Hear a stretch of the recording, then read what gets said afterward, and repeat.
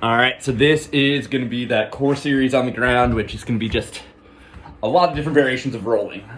So first, we're going to start kind of in that supine on your back first.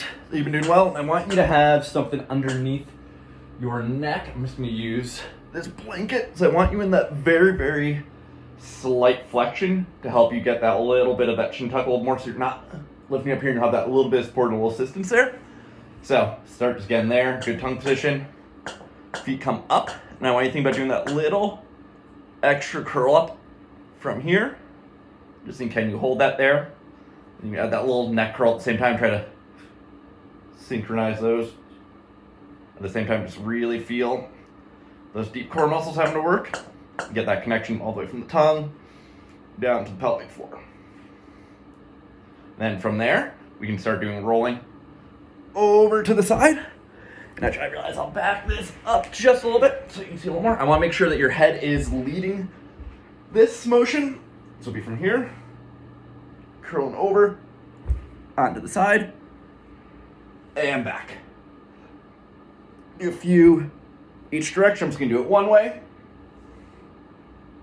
Really try and feel that core. If you want, you can think about almost like elbow and knee coming together if that helps you. Start that motion too. So there's little tips there, but as long as you feel like it's initiating from there and you're not jutting your head forward, that's really the biggest thing there. You can also do any of your dead bug stuff in there too, but that's not the priority. But if you want to just knock some things out, you can do it here. Bring it back to there. Arms. Two at a time might be a little tough, but just start doing there. You have some variations there, but really focus more on the rolling there.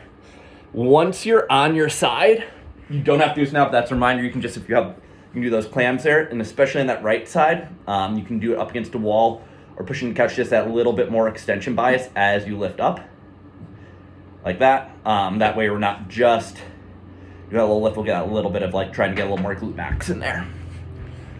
From there, you can do that complete roll all the way over onto your stomach.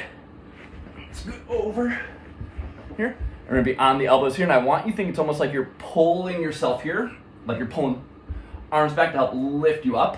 You think about reaching legs out long. You should feel a nice little stretch in the abdomen here. And then you want to try to coordinate the shoulder blades as we kind of look over, so this arm's pulling into the ground here, the other one's pushing out there.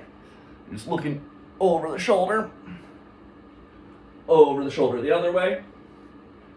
You can also do those lifts, and this is the one I want you really, really focusing on, getting that length first, not just lifting up, because then you don't want to just be compressing everything on the lower back, especially on that left side for you. Make sure you're lifting back there, and if you want, you can then combine those. You can start doing a little bit of look over your shoulder as you do that, but start just kind of with that lift and that reach, and that's also going to be kind of that cue for you when you start rolling. The next one's going to be where you start rolling from prone onto your back again. So I want you thinking that reach, do my right leg reach long and out first, then roll over.